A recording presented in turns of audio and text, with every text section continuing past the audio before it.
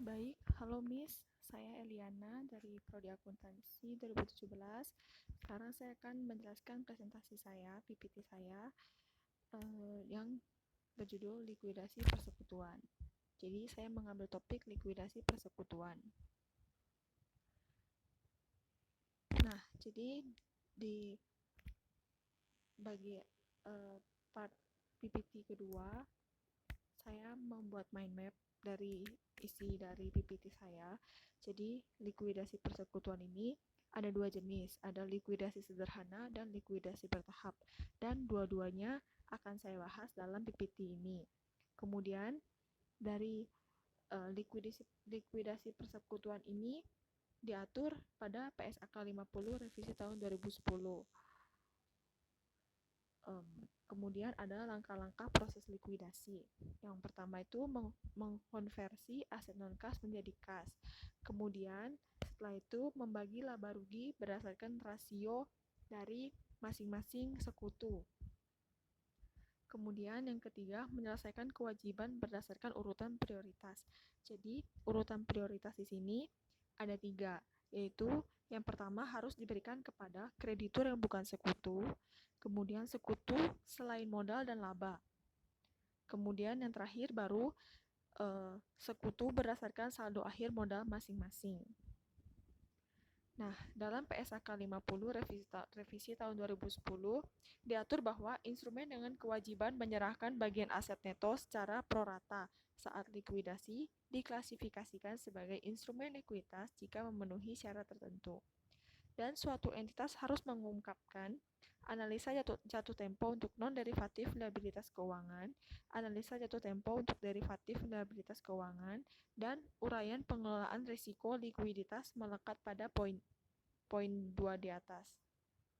Kemudian kita masuk ke pengertian. Jadi, likuidasi persekutuan itu saat persekutuan ingin mengakhiri usaha. Nah, biasanya akan dilakukan penjualan aset, pembayaran ke kreditur, dan juga pembagian sisa kas atau aset lainnya ke rekan-rekan persekutuan.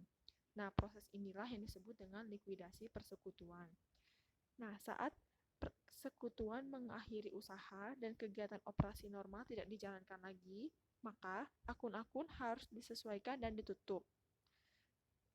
Nah, proses likuidasi dapat berlangsung lama sejalan dengan terjualnya aset satu demi satu. Hal ini akan menunda pembagian kas kepada para rekan, tapi tidak mempengaruhi jumlah yang akan diterima masing-masing rekan. Nah, biasanya likuidasi yang berlangsung lama ini bisa termasuk likuidasi bertahap. Karena terjualnya aset yang terjual itu satu demi satu. Dan nanti akan ada bagian saya memberikan contoh kasus dari aset yang terjual satu demi satu. Kemudian yang seperti yang di mind map awal tadi, langkah-langkah proses likuidasi. Itu yang pertama, mengonversi aset non-kas menjadi kas dengan cara menjual aset persekutuan. Jadi, aset non-kas itu bisa berupa piutang, peralatan, aset tetap, dan lain sebagainya. Yang kedua, membagikan laba atau rugi yang diperoleh dari realisasi kepada para sekutu berdasarkan rasio pembagian laba. Jadi sebelum likuidasi ini terjadi, biasanya para sekutu telah sepakat membagi rasio pembagian labanya. Dan yang ketiga, menyelesaikan seluruh kewajiban berdasarkan urutan prioritas. Seperti yang tadi di awal juga sudah dicantumkan urutan prioritasnya itu. Jadi kewajiban yang harus pertama dibayar itu adalah kewajiban yang dipinjam dari kreditur yang bukan sekutu. Dengan kata lain, kreditur dari luar. Yang kedua, kewajiban yang dipinjam dari sekutu selain modal dan laba, seperti utang kepada salah satu sekutu. Kemudian, yang ketiga baru mendistribusikan kas yang tersisa kepada sekutu berdasarkan rasio akhir modal masing-masing sekutu. Nah, jadi ada dua jenis likuidasi berdasarkan cara pembagian kasnya, yaitu likuidasi persekutuan sederhana dan likuidasi persekutuan bertahap. Likuidasi persekutuan sederhana itu sering juga disebut sebagai likuidasi serentak karena pembagian kasnya dilakukan serentak untuk semua sekutu. Dan di samping itu juga sering disebut juga likuidasi tunggal karena realisasi nonaktifannya hanya sekali saja dan menyeluruh. Dan pembagian kas dilakukan hanya sekali, yaitu setelah semua aktiva non-kas terjual dan hutang kepada pihak ketiga maupun sekutu telah dilunasi. Jadi, likuidasi persekutuan sederhana ini kasnya itu diberikan ketika semua aset telah terjual. Dan itu ada perbedaannya dengan likuidasi persekutuan bertahap. Oke, jadi masuk ke contoh kasus likuidasi sederhana. Jadi, saya mengambil contoh Mawar dan Melati setuju untuk membagi keuntungan mereka, masing-masing 60% dan 40%. Mereka sepakat melikuidasi persekutuannya tanggal 1 September, dan aset dijual pada tanggal 10 September di tahun yang sama. Dalam proses likuidasi tersebut, tercatat persediaan dijual seharga $30.000. Piutang usaha yang mampu tertagih $28.000 dan aset tetap dijual seharga $50.000. Masuk ke neraca dari transaksi aset yang telah dijual. Jadi neracanya yang awal sebelum likuidasi itu seperti ini. Ada kas $15.000, piutang usaha $35.000, persediaan $40.000, dan aset tetap $57.000. Total aset $147.000. Dan kewajiban dan ekuitas ada utang usaha, yaitu utang kepada kreditur $54.000. Kemudian pinjaman dari salah satu sekutu, yaitu dari Mawar $12.000. Kemudian ada modal Mawar $36.000. Modal Mawar $36.000 dan modal Melati $45.000. Jadi total kewajiban dan ekuitas $147.000 sama dengan total aset di sebelah debit $147.000. Kemudian saat akan likuidasi, neracanya menjadi kas $123.000 didapat dari $15.000 di sini ditambahkan dengan kas yang didapat setelah penjualan aset, seperti penjualan persediaan seharga $30.000, kemudian piutang yang tertagih $28.000, dan aset tetap yang dijual $50.000. Totalnya menjadi $123.000. Kemudian di sebelah utang usaha tetap $54.000, pinjaman dari Mawar tetap $12.000.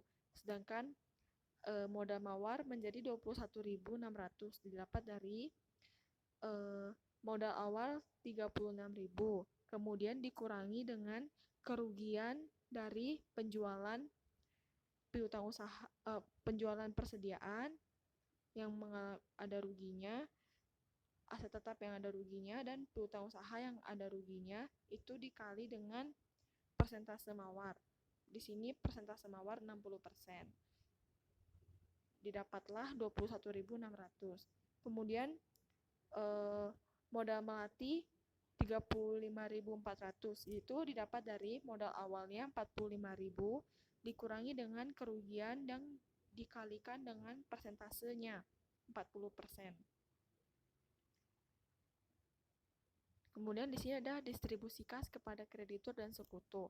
Jadi jumlah kewajiban yang dipinjam dari kreditur yang bukan sekutu, yaitu kepada kreditur yang dari luar untuk utang usaha sebanyak $54.000. Kemudian setelah dibayarkan kewajibannya kepada kreditur dari yang bukan sekutu, kemudian baru kita bayar kewajibannya ke sekutu yang kita pinjam uangnya selain untuk modal dan laba, yaitu kepada Mawar atas saldo pinjaman $12.000. Dan jumlah yang didistribusikan kepada sekutu berdasarkan saldo akhir modal mereka. Jadi kepada Mawar tadi $21.600 dan kepada Melati $35.400. Jadi total distribusinya $123.000. Nah, jadi untuk tadi ada pengurangan untuk modal Mawar maupun modal Melati itu didapat dari ayat jurnal ini. Jadi ini untuk ayat jurnal untuk mencatat likuidasi penjualan persediaan dan alokasi rugi sebesar $10.000. Jadi persediaan nilai bukunya itu $40.000, tapi hanya bisa terjual dengan $30.000. Jadi otomatis ada kerugian $10.000 dong. Nah, $10.000-nya ini kita bagi menurut persentase pembagian laba rugi dari masing-masing sekutu. Nah, sekutu mawar kan tadi persentasenya 60%. Jadi 60% dikali 10.000, makanya dia harus menanggung 6.000. Kemudian punya melati 40%. Jadi 40% kali 10.000. Jadi dia harus menanggung 4.000. Jadi ini balance ya, 30 tambah 6 tambah 4, persediaannya 40.000. Nah, kemudian ini untuk mencatat penjualan aset tetap. Jadi aset tetapnya harusnya itu nilai bukunya 57.000, tapi hanya bisa terjual dengan nilai 50.000. Berarti ada rugi 7.000. Nah, 7.000-nya ini juga harus dibagikan berdasarkan rasio pembagian laba rugi masing-masing sekutu. Mawar kan tadi 60%, dikali dengan 7.000, jadi 4.200. Sedangkan melati 40%, dikali 7.000 menjadi 2.800. Jadi ini kalau dijumlahin, balance. 50.000 tambah 4.200 tambah 2.800 itu sama dengan 57.000. Kemudian untuk penagihan piutang usaha. Nah, piutang usaha di nilai bukunya itu 35.000, tapi yang bisa ditagih cuma 28.000. Jadi ada kerugian 7.000. Nah, 7.000-nya ini juga kita bagi berdasarkan persentase pembagian laba rugi sekutu. 60% untuk mawar dan 40% untuk melati. 28.000 tambah 4.200 ditambah 2.800 itu sama dengan 35.000. Nah, ini untuk mencatat pembayaran kewajiban non-sekutu. Utang usaha yang ada 54.000 dan kita distribusikan kas yang pertama tadi 54.000 kepada utang usaha non-sekutu. Kemudian yang kedua itu untuk pembayaran kewajiban kepada sekutu yang selain modal dan laba. Itu kewajiban kepada mawar. Jadi kita ada pinjaman dari mawar sebanyak 12.000, kita selesaikan dulu kewajibannya 12.000. Oke. Baru yang terakhir, kita distribusikan sisa kas ke sekutu dalam likuidasi akhir persekutuan. Jadi modal mawar yang tadi 21.600 didapat dari modal awalnya dikurangi dengan pembagian kerugiannya. Tadi ada 6.000, 6.000 untuk penjualan persediaan, kemudian 4.200 untuk aset tetap, 4.200 yang sisanya yang terakhir itu untuk piutang, kerugian atas penagihan piutang. Nah, yang untuk modal melati juga sama, modal awalnya dikurangi dengan kerugian-kerugian yang menjadi tanggungannya sesuai persentase pembagian laba ruginya. Oke. Itu untuk likuidasi persekutuan sederhana. Kemudian di sini saya mau menjelaskan tentang likuidasi persekutuan bertahap. Jadi sebenarnya saya juga baru belajar dan saya searching banyak di internet ya, dan ini yang bisa saya dapatkan. Jadi likuidasi bertahap itu bedanya dengan likuidasi persekutuan sederhana itu dia membagikan hak-hak para sekutunya itu setahap demi setahap. Jadi setelah ada aset satu terjual, dia langsung bagikan. Dia tidak menunggu sampai semua aset terjual baru membagikan, baru dilikuidasi gitu. Oke, jadi likuidasi yang nilai realisasi non-kasnya diketahui secara bertahap sehingga dilakukan secara berangsur. Kemudian memakan waktu lama karena memerlukan prediksi dan proyeksi yang akurat untuk harga realisasi. Kemudian setelah semua hutang kepada pihak ketiga, berarti ada sisa kas lagi yang dapat dibagi dan menjadi hak sekutu. Nah, jadi ada 3 tahap rencana prioritas pembayaran kepada anggota. Yang pertama, menentukan jumlah kerugian maksimum yang dapat dibebankan kepada saldo hak-hak penyertaan masing-masing anggota. Yang kedua, menentukan besarnya hak prioritas pembayaran di antara anggota. Yang ketiga, menyusun suatu skedul pembayaran. Di sini saya ada contoh kasusnya. Nah, untuk contoh kasus likuidasi bertahap, saya mengambil aset non-kasnya agak banyak karena supaya bisa jelas asetnya tuh bertahap demi bertahap, berangsur-angsur terlikuidasi, jadi nggak langsung semua terjual aset non kasnya. Di sini ada persekutuan semesta. Nah, asetnya itu ada kas, kemudian ada piutang dagang, ada piutang dari sekutu bintang, kemudian ada persediaan, ada tanah, dan peralatan. Total asetnya 2.040.000. Dan di sampingnya ada kewajiban dan ekuitas. Utang dagang, ada wesel bayar, ada utang kepada sekutu bulan, kemudian ada modal dari para sekutu. Ada surya 50%, bintang 30%, dan bulan 20%. Totalnya sama dengan aset 2.040.000. Next, jadi saya membagi menjadi tahap 3 bulan. Nah, jadi transaksi bulan pertama tercatat sebagai berikut. Piutang sekutu bintang di offset ke saldo modal bintang. Kemudian piutang 300.000 berhasil ditagih. Peralatan dengan nilai buku 120.000 dijual seharga 90.000. Ada biaya likuidasi sebesar 6.000 dibayarkan. Kemudian kewajiban sebesar 12.000 yang sebelumnya tidak tercatat ditemukan. Dan kas tersedia dibagikan kecuali 30.000 untuk biaya tidak terduga. Nah, ini adalah schedule likuidasi bulan pertama dalam ribuan. Jadi saldo awalnya itu saya ambil dari tabel ini. Kas, kemudian ada piutang, kas, aset non kas, kewajiban, utang, modal surya, modal bintang, dan modal bulan. Itu ambil dari tabel pertama.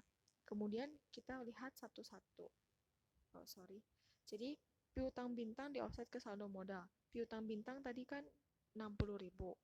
Kemudian kita masukkan ke kolom ketiga baris kedua. Aset non kasnya kita kurangi 60.000 dan paling ujung di modal juga kita masukkan 60.000. Kemudian penagihan piutang 300. Sebenarnya piutangnya itu ada piutang dagangnya 420.000. Tapi yang bisa tertagih cuma 300.000. Jadi poin kedua, piutang 300.000 berhasil ditagih.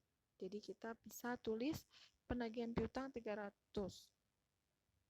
Kas bertambah karena kita menerima kas untuk pembayaran piutang. Kemudian aset non kas piutangnya kita kurangi 300. Kemudian kita jual persediaan. Persediaan kita harusnya 600.000. Tapi di sini kita bilang dinilai buku 120.000 dan hanya terjual seharga 90.000. Kita tulis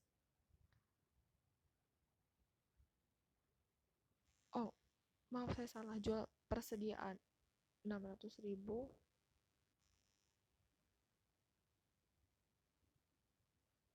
diterima 570.000.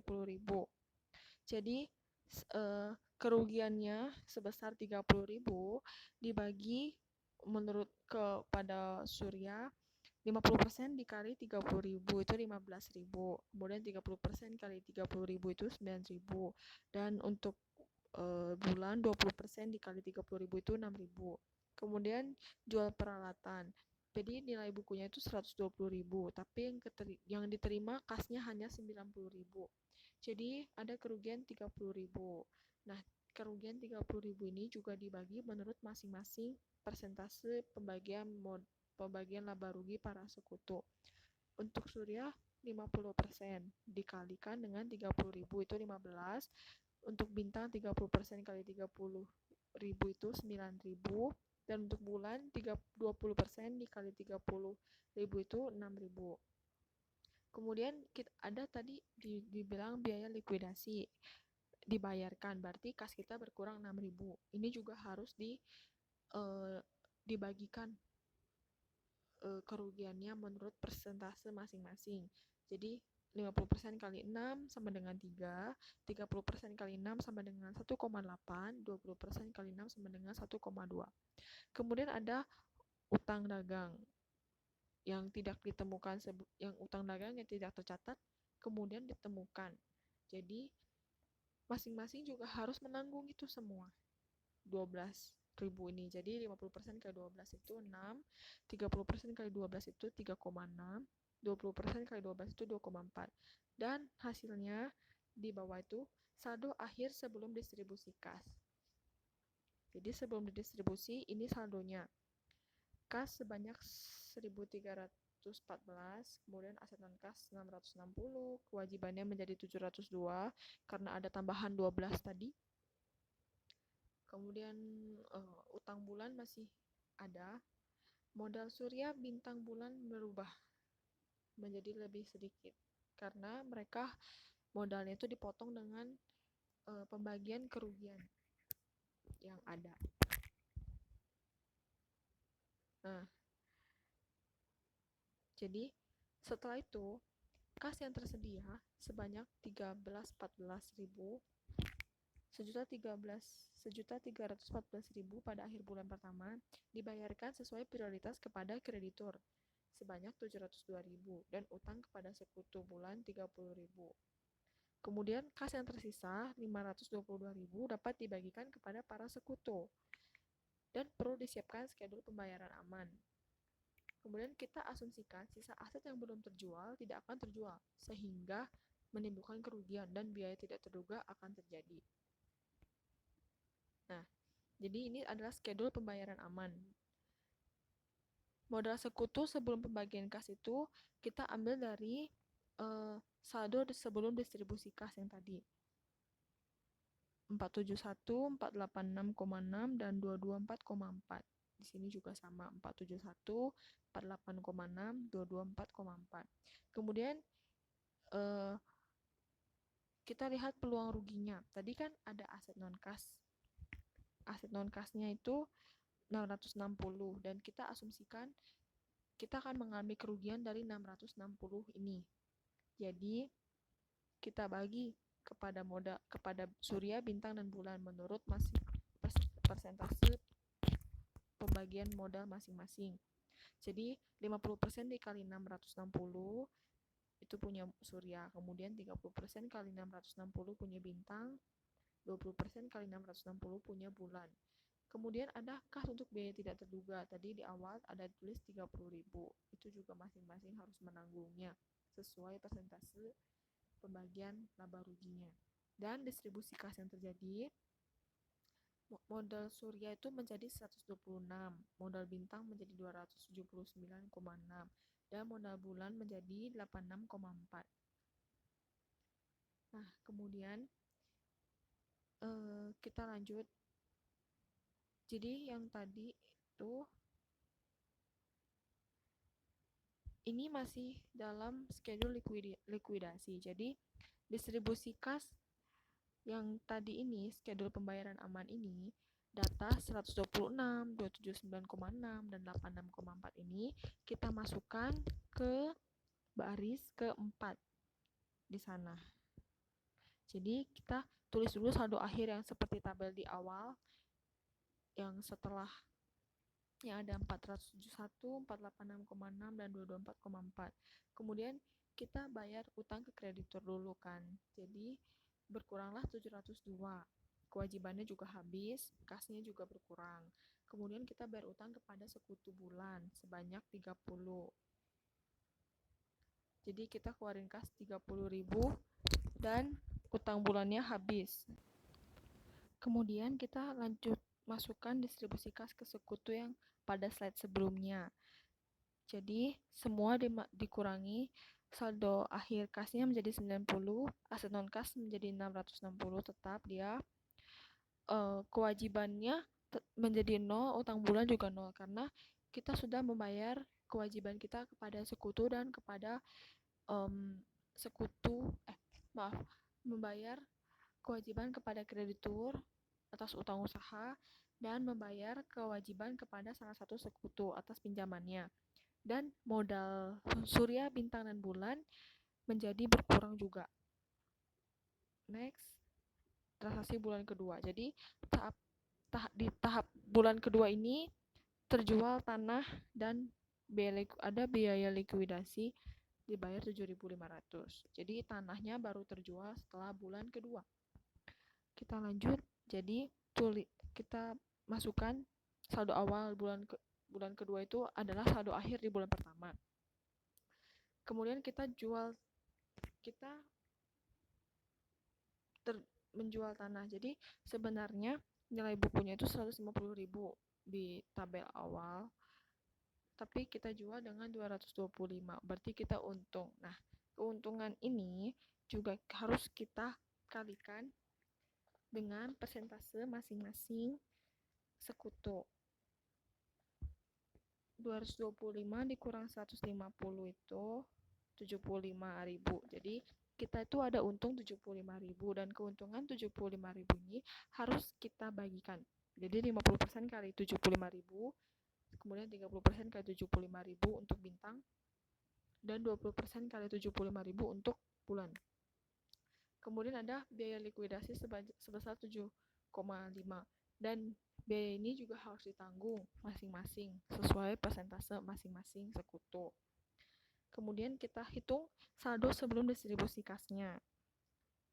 Setelah itu dapat angka kasnya menjadi 307,5, aset non kasnya menjadi 510, modal surya, modal bintang, modal bulan ada 378,75, 227,25, dan 151,5.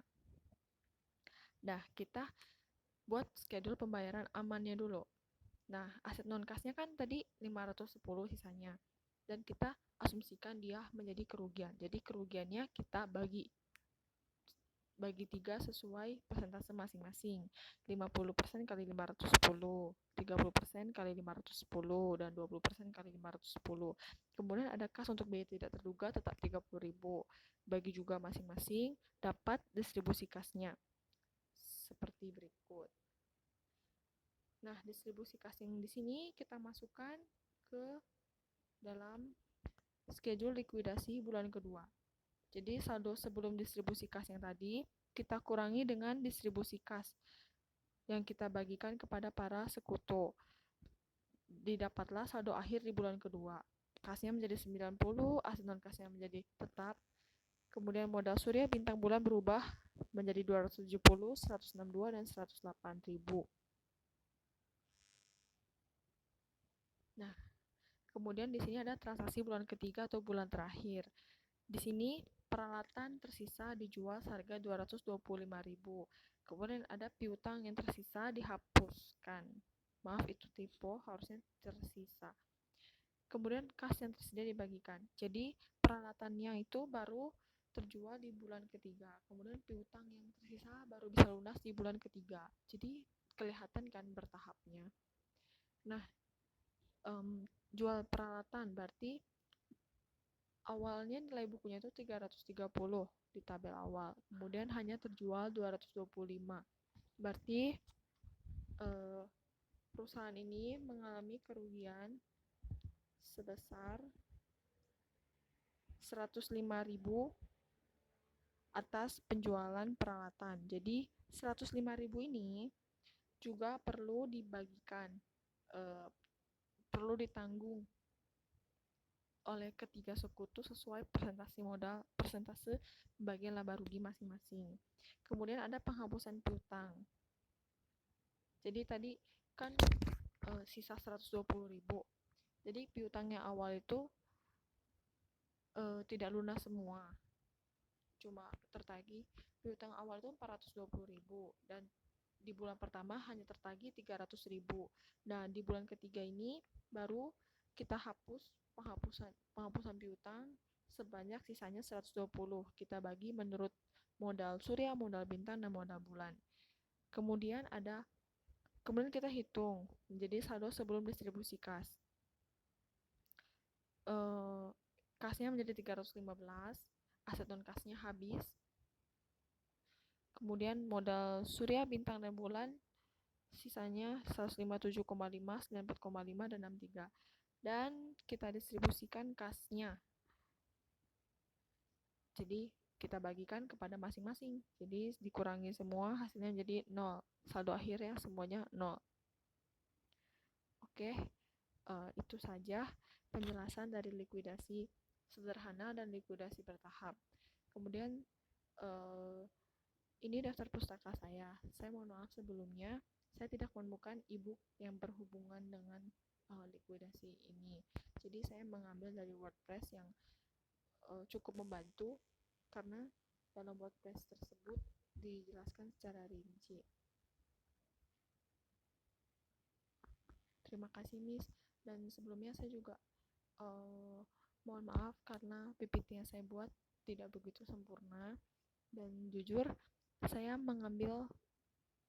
ada mengambil bahan dari materi PPT Miss karena saya baru bisa mendapat gambaran setelah melihat PPT Miss. Saya cuma merubah nama dan angka-angka yang ada, tapi contoh kasusnya saya ambil dari materi Miss. Saya mohon maaf Miss, saya tidak bisa menyelesaikan tugas ini dengan sangat sungguh-sungguh. Terima kasih Miss.